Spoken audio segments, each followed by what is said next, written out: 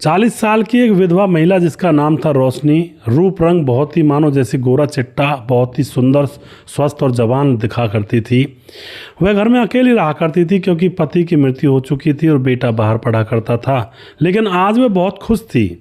खुश क्यों थी? क्योंकि उसका भतीजा जो कि गांव से शहर आ रहा था उससे मिलने के लिए, वह उसका इंतजार कर रही थी। भतीजे का नाम होता है संदीप। वह घर आने वाला था। अब दोस्तों संदीप आ जाता है और चाची को देखते ही वह देखता ही रह जाता है क्योंकि चाची अभी भी बूढ़ी हुई नहीं थी, वो बहुत ही जवान थी। दोनों एक साथ बैठते हैं, दोनों गले मिलते हैं। चाची उसे कहती है, अरे संदीप तू तो जवान हो गया। संदीप कहता, चाची आप भी तो जवान ही हो अभी। और उसके बाद वह दोनों खाना खाते हैं और फिर 2 दिन गुजर जाते हैं। दोस्तों 2 दिन गुजर जाने के बाद एक ऐसी काली रात आती है। रोशनी शराब के नशे में उस लड़के संदीप के कमरे में जाकर सो जाती है। और फिर यहाँ पर जो उसके बाद काली रातें जो होती हैं और यहाँ पर 2 हत्याएं भी होती हैं, पूरी कहानी यहाँ पर जानने वाले हैं। वीडियो को लास्ट तक ज़रूर देखा करें क्योंकि दोस्तों ये जो कहानियाँ हैं ये बड़ी ही विचित्र होती हैं और इनसे हमें बहुत कुछ सीखने को भी मिलता है अगर अच्छी तरह से देखा जाए और इनसे कुछ शिक्षा ली जाए तो। नमस्कार, मैं हूं सुदेश कुमार और तिरछीवाद चैनल में आपका स्वागत है।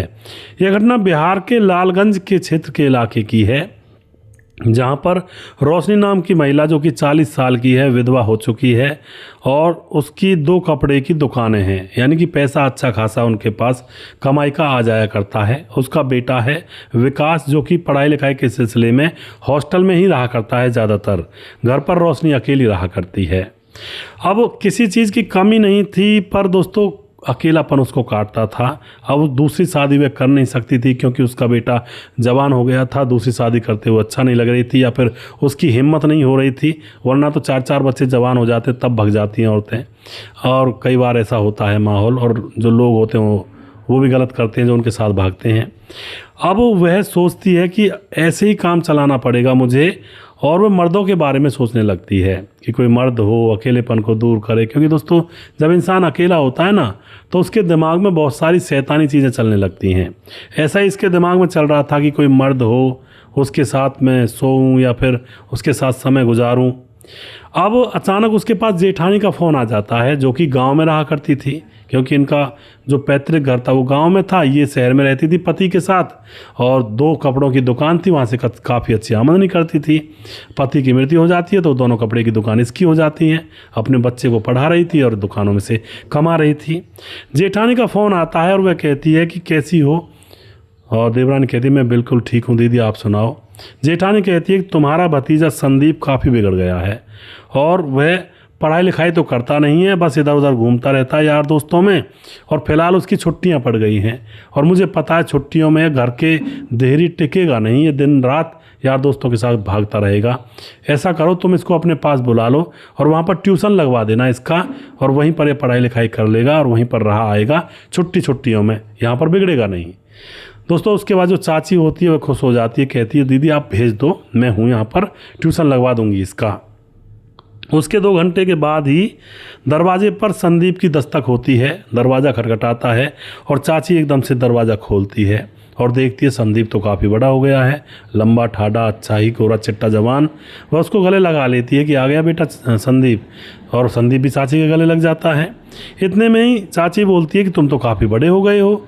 संदीप कहता है बदले में, चाची जी आप भी तो जवान हो, खूबसूरत हो।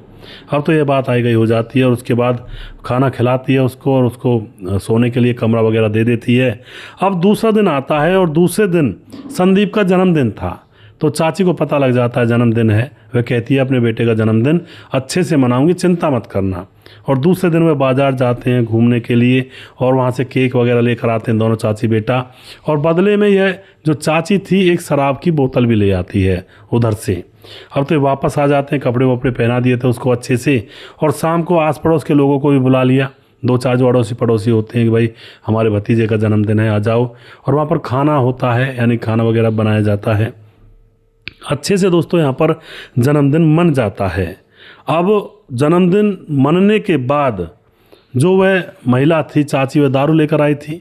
बैठ करके वह दारू के जाम लगाने लगती है। और चाची ने अब दारू इतनी पी ली थी कि उसको होश नहीं रहता है और रात के 10 बजे वह संदीप के बिस्तर पर जाकर सो जाती है और उसको अपने पति की यादें अपने दिमाग में घूमने लगती हैं। और फिर दोस्तों साइड में भतीजा लेटा हुआ था और उसके तन बदन के साथ वह फिर रात भर खेलती है और भतीजा भी उसके साथ खेलता है। और फिर इसी तरह से पूरी रात गुजर जाती है। और रात जब गुजर जाती है तो उनको होश आता है कि ये क्या हो गया। अब तो वह जो चाची थी ये करना भी चाहती थी मन में, शराब के नशे में ही भले, लेकिन हो तो गया ये। भतीजे को वजह बड़ा अच्छा लग रहा था।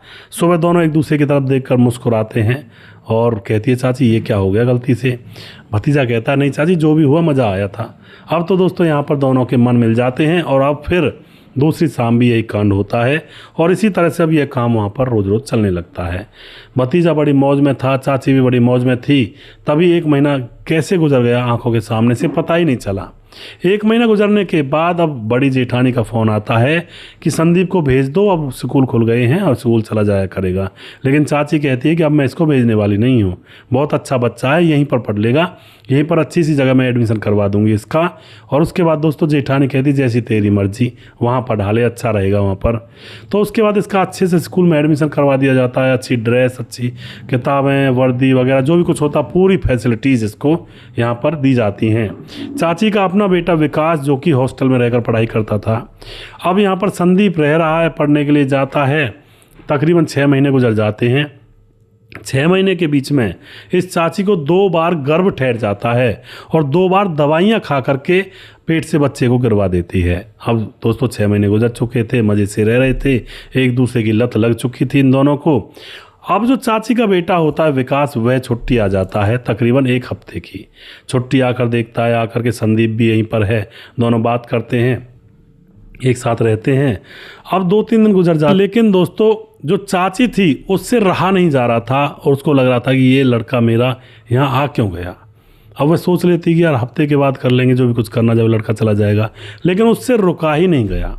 और वह रात को अपने भतीजे संदीप से कहती है कि आज प्रोग्राम सेट करेंगे जब मेरा बेटा विकास सो जाएगा। ऐसा ही ये करते हैं, रात को जब विकास सो जाता है ये कमरे में जा कर के वही पुराना काम करने लगते हैं। लेकिन एकदम से जो विकास होता है वह देखता है कि उसके पास उसकी मम्मी नहीं है, मम्मी कहाँ गई। मम्मी को देखता हुआ इधर उधर देखता है तो अब विकास के कमरे में से उसको आवाज़ें आ रही थी। झाँक कर देखता है तो वह हैप रह जाता है, उसकी आंखें फटी फटी रह जाती हैं क्योंकि अंदर उसकी माँ रोशनी और संदीप निर्वस्त हालत में पड़े हुए थे। अब तो एकदम से चिल्लाने लगता है उनके ऊपर, रसोई से चाकू लाता है और उनके ऊपर ताबड़तोड़ चाकू से वार करने लगता है। रोशनी और उसका भतीजा संदीप जोर जोर से चिल्लाते हैं तो आस पड़ोस के लोग भी एकदम से वहाँ पर आ जाते हैं। लेकिन इतने आस पड़ोस के लोग वहाँ पर आए थे, इतने तो इनके ऊपर काफ़ी चाकुओं से वार कर दिया गया था। आस पड़ोस के लोग देखते हैं दोनों निर्वस्त्र हैं, रोशनी और संदीप, इन दोनों को उठाकर हॉस्पिटल ले जाते हैं, लेकिन वहाँ पर इनकी मृत्यु हो जाती है और मर जाते हैं वो। और दोस्तों यहाँ पर अब पुलिस आती है और इस लड़के विकास जो बेटा था उसको अरेस्ट करती है, पूछती है क्या हुआ। विकास बताता है कि अवैध संबंध में थे दोनों और मैंने इनको मार दिया, मुझे बहुत गुस्सा आ रहा था।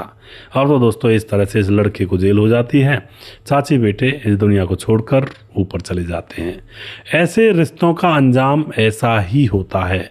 हो सकता है कि 2 साल 4 साल किसी को पता ना लगे, लेकिन अंततः इन चीज़ों का पता लगता ही है।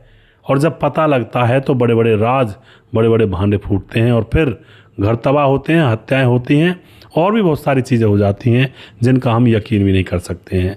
तो बार बार कहता हूँ इन चीज़ों से दूर रहें। अवैध रिश्ते जी का जंजाल बन जाते हैं। पहले पहले मीठे लगते हैं लेकिन बाद में ऐसा लगता है कि हमने ये क्यों किया ही क्यों था, ये अफेयर हुआ ही क्यों था हमारा। तो संभल कर रहें, सावधानी से रहें। दोस्तों वीडियो के लास्ट में कुछ भाइयों के नाम जरूर लेना चाहूँगा जो भाई हमारे वीडियोज़ को देखते हैं और हमें खूब सपोर्ट करते हैं। हमारे साथ समाधान पाटिल जलगांव महाराष्ट्र से हैं, बहुत धन्यवाद करते हैं भाई का। निशु चौधरी कमेंट करती हैं और उसके बाद धीरज बनवाल कमेंट करते हैं। मनोज श्रीवास्तव जी कमेंट करते हैं बिहार गोपालगंज से। चरणजीत दहिया कमेंट करते हैं। के पूमा कमेंट करते हैं।